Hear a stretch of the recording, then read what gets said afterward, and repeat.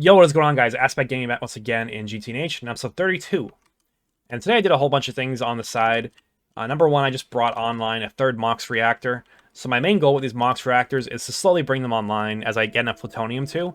I did a little bit of mining, and I got more plutonium because these guys actually, when they expend their rods and they get depleted and you centrifuge them, or thermal centrifuge them to be specific, you get a little bit of extra plutonium out of them. So they've been running for a couple days now, and I was able to get some extra plutonium, and he brought a third reactor online.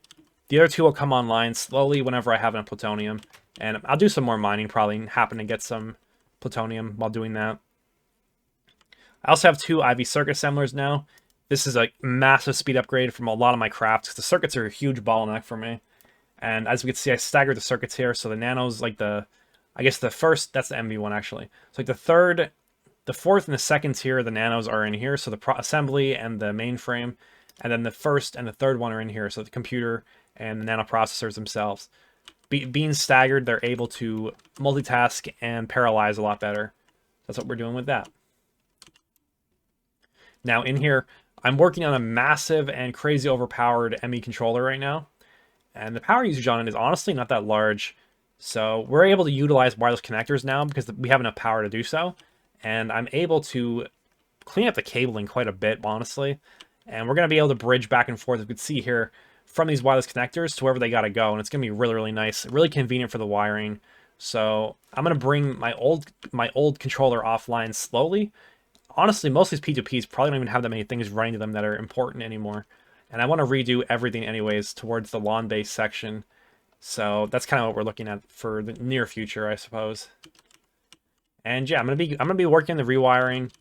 I need to figure out how I'm gonna be doing this because it's a little bit difficult. So I want to bring my 32 amps of, I guess my HSSG cable is going to be running along the end here, straight ahead, and then have transformers that branch it off wherever it has to go. And that's a whole lot of HSSG, but I guess we could stay towards the front of this for now and not have to use a ton of it. Because my smelting speed is a problem, and that is a problem I'm going to be addressing quite soon, but there's a laundry list of items before that we need to address anyway, so let's get started with it. Another significant happening is I've replaced my phosphorus wafers with Naquata wafers, so all my Naquata smelted, and these things are awesome. The only problem is that my laser engravers at HV can't cut the stuff, so at the moment I've just been batch moving those to the EV laser engraver and back and forth. But I do want to make this hyper-intensity laser engraver. This guy is very possible to make right now. I forget, there was a reason that I wasn't doing it last night. I don't remember what was annoying about it. Oh yeah, this was the annoying part. This is an IV chemical bath. And you know what, I thought to myself, why not just make a chemical bath? See, now I remember what I was doing. Why not just make myself a new chemical bath just for processing recipes like that? So I'll make a chemical bath for auto crafting. To do that though, I gotta rewire my base. So let's do that actually first. Unfortunate. So I guess I found an okay way to do this. My energy just comes straight from the back port over here.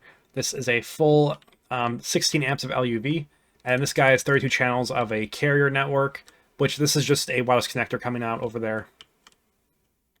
So the carrier network is going to go to P2Ps, same thing as always, and then we're using like one channel per machine basically, because of my subnetting, where I have I have interfaces hitting each other, and then storage buses, which we've been through, so we know how to do that.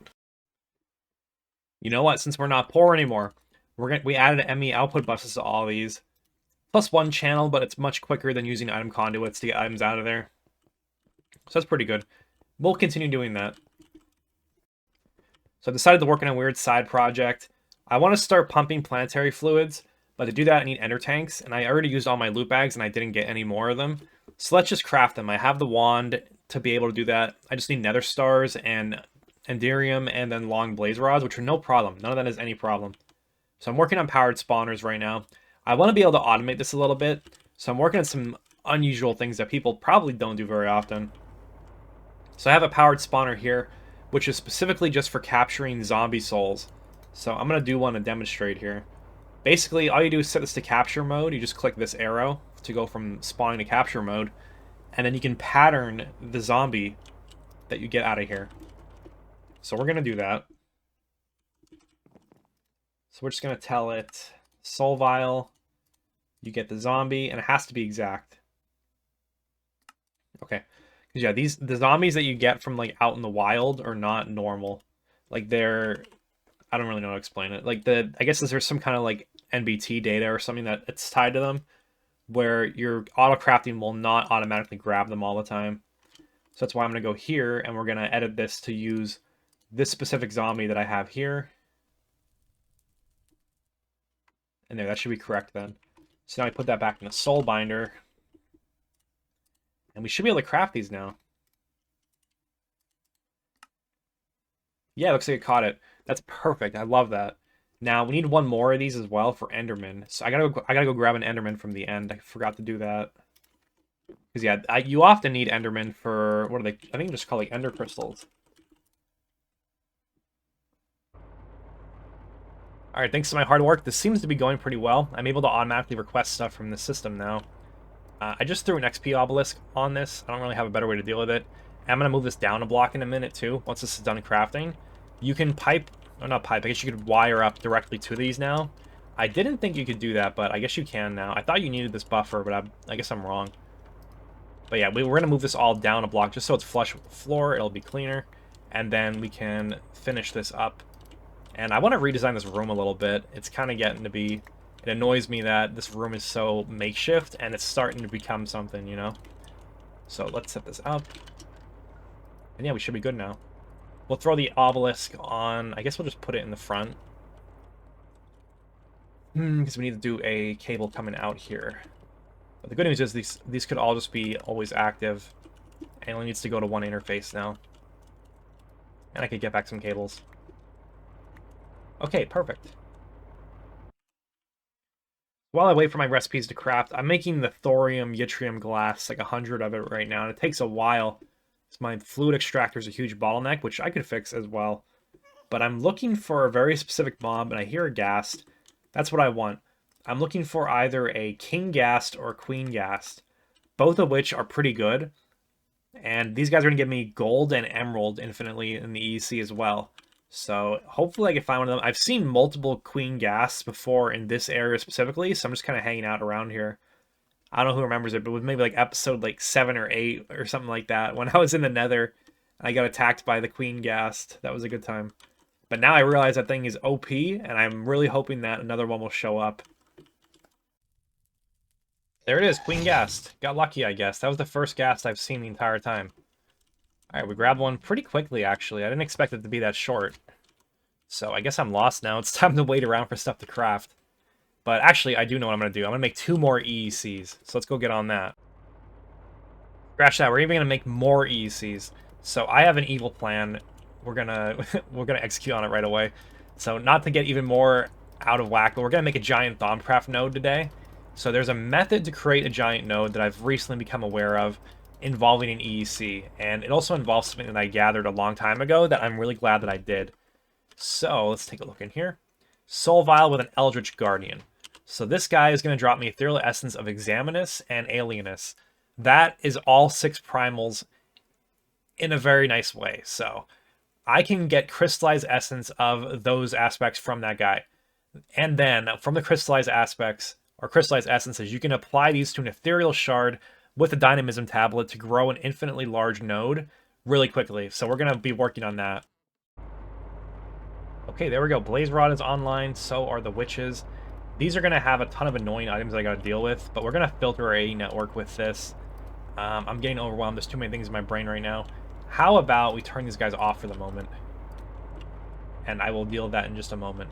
So, should I make a different sword subnet for each of these? I probably should, to be honest, so that any one of them doesn't fill itself up. That kind of makes sense to me. Like, its own little storage subnet with, like, a full drive of 64Ks, and let these run permanently. That kind of sounds like a good idea to me. Yeah, I think we'll do that. Okay, yeah, look at all the junk that we get from the Witches. All that we want is, like, these 3 things. Maybe, like, some of this stuff has some utility, but... not in any kind of capacity to store that much of it. Alright, here's the solution that I came up with. I gotta separate this guy off, or I guess just make a new one, because I need the Eldritch Guardian needs Ivy, and these are built for EV runs right now. But yeah, I connected these all together, so this is what we're getting in the end. There's a lot of annoying drops that come out of these, so I'm kind of filtering a lot of them out, as we can see. So I have a trash can with storage bus on it. If you really wanted, you could, like, macerate or fluid extract or whatever you want to do for these guys and get the extra gold out of them. Same goes for this. I guess this extra steel is okay. But I mean, I feel like at this point I don't really care. So we're just going to avoid it. It'll be easy to do it if I do decide to get the materials from it. It's just not gonna happen at the moment right now. But yeah, now we have a whole bunch of extra materials for free. Redstone is important. Glowstone is very important. Gold is nice. I'm already getting gold for free over here though, from the golden apples. And man, you get a lot of these. So I've been centrifuging those down. I got a ton of gold now. Yeah, the glowstone was the main reason I built all this. I was always out of glowstone, and it was annoying to go get it. There is another way to get glowstone, and I considered this. But yeah, with Botania, you could actually dupe it with mana, which is not a lot of mana. And you can turn redstone into glowstone as well. But we didn't end up doing that. The shenanigans with Botania are really tempting for me to do, because I know a lot of ways to get like infinite mana.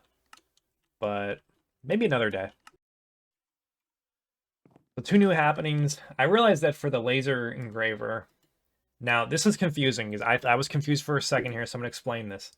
This guy requires a laser source hatch, but it also requires a energy hatch, which I don't even think it has on here. No, oh yeah, it does up here, okay. So yeah, because it requires the energy hatch, this accepts normal power. You don't need to do laser power for this in IV. And it just needs this laser hatch because that determines the tier of the recipe it can handle. So for us, that is an IV 32 amp low power laser source hatch.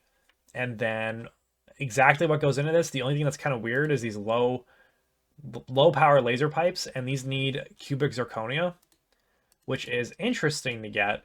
So the way that we're going to do this, I need to program this in, but cubic zirconia, the main way to get it, it seems, I've never done this before, is blast furnace with yttrium oxide and zirconium. We have an okay amount of zirconium. Okay, never mind, that's a lot more than I thought that I had. I guess I just got a lot more, because I don't think I remember having that much. But yeah, I'll just send it, 100 this, and then to refine this up, you're going to have to do the, what is it called, implosion compressor, to just kind of go up the tiers of it. Or you could laser engraver it as well. Maybe that's the better way to do it, but this is much quicker. Laser engraver is free, though. You don't got to make... I guess the TNT is free, though, too. I'll think about which way I want to do that. So this cubic zirconia takes forever to make in the EBF, which means I want to upgrade. So I'm going to start working towards the upgrades that I want. The first thing I need is HSSS, which is pretty easy to do at this point. I've had iridium running for a while now, so I have 300 of it. I haven't set osmium to run, though, but I should have plenty of the osmium solution. Yeah, I do, so we'll catch up on that backlog pretty quickly. So yeah, I'm making another level maintainer. And the only reason I didn't have osmium going is because I ran out of slots in my previous level maintainers. But yeah, we're going to add another one to this group right here. And then this guy will be making... See, this bugs out sometimes. Oh, I turned it off, that's why. It should be off, rightfully so, though. But yeah, this is going to be added to this group. There's a couple more things I got to put on this, I believe, for just the plat line. And then maybe we'll do some miscellaneous stuff at the end of it.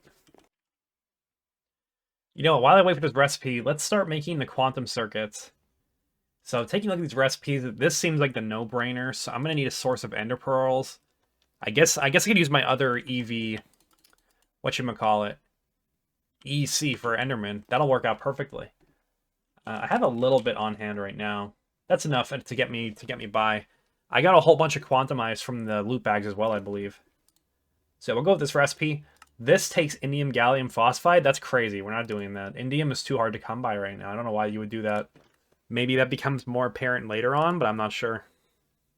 Because all this is free. Radon's pretty much free, I believe. These are free. I could do both of these in EECs. So yeah, why would I not do this? And this has gallium arsenide. That is what this requires. That's not a big deal at all. So I have like infinite gallium. Arsenic is not infinite, but like I can just go get more of it whenever I need it. And that should last us for a while. So let's see what we have here. Also, I upgraded my water supply. I was actually running out because I built a distillation tower for distilled water because I actually ran out of it with how much ore processing I'm doing right now. So I put a reservoir hatch here. Yeah, it's enough water for a while. So I don't even need this here anymore. I could repurpose this if I need it somewhere else. Which I probably won't, but you never know. Yeah, I don't see any showstoppers with the circuit line. It actually look kind of easy, to be honest with you. The main concern I have right now is my tantalum supply. So I did a whole bunch of rutile processing, which got me some more for now, but My supply is quite low, and it's not going to get any better without, like, extensive work. And there is a thing I want to do, which is the tantalum duping. Let's see if I can find it. Yeah, this needs metallum, vinculum, and permutatio. Let me see. I wrote down what this comes out to. So there's ways to make these infinite with bees. I don't know if I'm going to do that, but if I don't make it infinite, the cost for 16 nuggets is 4 copper, 1 iron, and 4 honeycombs. And the honeycombs are coming from forestry bees, which I have not started yet, but I could throw my excess combs at this and create infinite tantalum. So maybe I should start bees. And there's a lot of bees that are really useful, actually. Like, there's way too many to even talk about. Like, you can make IT&T for free with bees. You can make salt bees. You can make pyrotheum, cryotheum bees, I believe. There's so many that are useful, and it's bad to not do whatever. Like, I mean, you can get away with it, but why not do them, you know? So maybe that's an option to do. But to do bees, I want to start blood magic because I want to get the frame of frenzy. So that's probably going to be what next episode is going to be, to be honest with you. I don't have this unlocked yet, but this guy has like tons of mutation, and it kills your bees instantly, so it makes it super easy to breed them. So that's probably what we're going to be doing, actually. Well, goodbye, nanocircuits. And hello, quantum processor mainframe ZPM tier circuits. Now, I wonder what that unlocks. There's probably a lot of stuff that's gated off by that, which honestly is probably a big milestone, but just kind of feels chill to me. So let's try to take a look at what we can do now. And also, let's make sure we can craft that if I want to. Like, what would stop me from 10 of these? Energetic alloy. Okay, so we need to teach the thing how to make that. That's no big deal. We can level maintain something like this. My goal is to start level maintaining EBF alloys so they can smelt overnight and not when I'm on and crafting. So I'm going to have like a whole bunch of level maintainers for these as well. Probably just going to abuse the hell out of these. I know these are getting nerfed in the next update, but I'm on the current update and I will be for a couple months, so that's what we're going to be doing. I don't want to hear that in the comments. Oh my god, all my crafts finished simultaneously and I'm overwhelmed. So there's 3 things that I just made. One of them is a wireless charger Mark IV. Now, this guy, if I'm understanding it correctly, will wirelessly charge my gear up to 8,000 blocks away, which is like my entire base forever and ever. So let's put this down somewhere. This is going to eat up EV power, so I need to make a smart decision where to put it. I guess it's just going to go over here, maybe.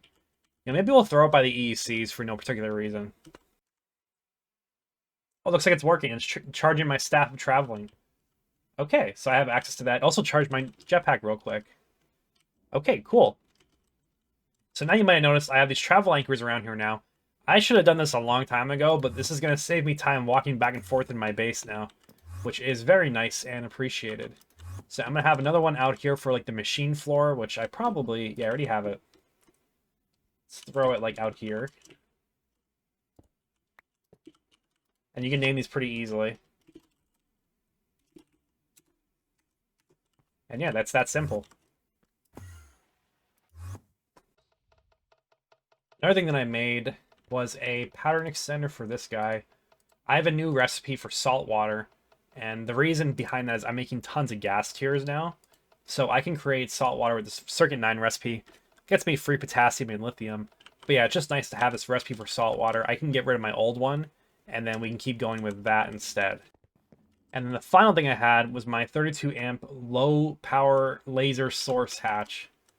And this is going to complete this setup over here. Actually, I need my glass, which I should have as well. I gotta get used to using this. Yes, this also finished crafting at the same time. This goes like this. And then you should be complete structure, correct? Unless I missed something important. There we go, it formed. It looks like these blocks were invalid for input buses. It didn't specify that, I don't believe. Let me take a quick look. Yeah, input bus is any casing, so I don't know, buddy. Let's put 4 on this side as well, because I'm going to need a whole lot of them. And I mean, it's probably not a good idea to overload this guy, because I'm just going to make the same bottleneck again, but whatever, I don't care, sue me. Okay, there we go. So we're going to use those instead. And then we'll take a block down, and then we can set this up. Okay, so now we need power. Max tier is LUV. I thought that I was setting up for IV, but okay, whatever. Okay, let's hook this up to power and let's move our recipes over and see how this thing works. Okay, everything's connected up. All my lenses are here now. We're all organized out. And this thing should be a massive upgrade. Whenever I do my next big craft, it'll be extremely noticeable how much faster all that is. And also, I think I've unlocked some better recipes because of that thing. Let's take a look. I think that this has a better recipe now. Yes, it does. I can make the SOCs now. System on a chip. So this is a yellow lens. I already have that. And yeah, just knack wafer, and then we're automatically supplying distilled water, so it's going to be pretty easy to do. Look at how cheap this is. Let's request 100 of these and see how quickly that goes. So the clear bottleneck right now is the soldering alloy, and yeah, the foils are instant. Yeah, it's really just this, which honestly is pretty quick as well, because I'm using an EV fluid extractor, which is pretty quick. There is a multi-block fluid extractor, which I could make pretty soon. It would actually help me quite a bit, but it's a lot of tungsten steel, and it's a little bit out of my budget range right now in terms of tungsten steel, but once I get my blast furnaces upgraded, we can make this pretty easily. It's just a matter of time for me right now. I can upgrade this recipe too. My MV tier circuits can use the system on a chip, so we'll do that as well. Very, very nice. Huge upgrades right here. And I'll check the next tier up. I don't think these get upgraded. We could take a look at it. Yeah, we can't do these right now. These need LUV circuit assemblers, which is okay. That's fine. Also, I can make these right now. It's just like I don't have a reason to. So we will put off that for now. Hopefully we have a multi-block for circuits by the time we can make these. Alright, that was a big detour, but we can finally resolve the thing I want to do at the very start of the episode, which is crafting 6 ender tanks. I don't even know why I went on that detour. I guess I needed resources, and that's why we did all this today. But I'm making the ender tanks so I can make my fluid drilling automated and not transfer super tanks back and forth and want to murder myself, because that annoys me so much, having to eat the what is it called, like the slowness and the mining fatigue. It's awful. So this is going to be a huge quality of life upgrade, and then I gotta charge my wand like 4 times to do this, which means killing mushrooms at the moment. So I'm going to continue to do that. And here we are, the final ender tank of the moment. We'll do some more later, probably. But yeah, these are going to be super useful. Do I have the stuff that I need to set this up? Fluid export, crafting card. Probably want some more acceleration cards. I do have 1, but we'll send a craft for 8 of them in the meantime. Okay, so what I want this guy to do... Can I keep adding to this line? Close your eyes real quick. No, I can't. It has 8 already. Let's find a spot for ender tanks that are going to have crafting cards on them, because really I should put them all in the same spot just to kind of keep track of them, I suppose. I'm just going to throw it over here for now. So this guy's going to be requesting cetane. There we go. Crafting card, acceleration card. Oh, wait, I got to dye this. So we're just going to use the blue dye because I have a lot of it. But yeah, this will be the input overall for the cetane. And hopefully that works correctly. I just chose that spot arbitrarily. That's like a super easy setup to move, so I'm not worried about it. Are we able to request the cetane? What is your problem? Okay, that makes sense. This is the subnet. That was not the main net. This guy's the main net right here. So now we're able to craft the cetane to fill this tank. And it's filling this one as well. So beautiful. Now I can move this guy and stop using regular fuel. And I can put this on my miners. We're drastically upgrading our oil production as well. And actually, I think I'm going to be out of ender tanks. I gotta make more of them. Oh man. I gotta make a couple more to get my chlorobenzene going, which is funny. I overstepped my boundary of what I wanted to do. But this is going to be super, super convenient, because now we can just have oil processing going all the time, which is going to be very nice. So let's hook this last tank up. I gotta get used to the teleporters. I'm not used to them yet. And orange is out. There we go. Perfect. We're teleporting oil now. And magically, chlorobenzene is being produced now. I'm hoping this lasts a while. It's only a medium-sized field. I found salt water as well down here, by the way. But we got a medium-sized chlorobenzene and salt water, so we're gonna get this one out of here. And like I said, hopefully it just lasts for a good while, and we can get a lot of goodies out of it. So I already have the electrolyzer made to process this down, so let's go set that up as well. The energetic alloy requirements of these quantum circuits is actually a pretty big deal. It's slowing me down quite a bit whenever I'm doing big crafts. So I'll be upgrading my blast furnaces really soon, but just keep that in mind if you're going to upgrade to those circuits as well. You might want to have your EBFs up to snuff before you do that. And with this, we were able to complete this setup. Now I lock the fluid and I avoid overflow.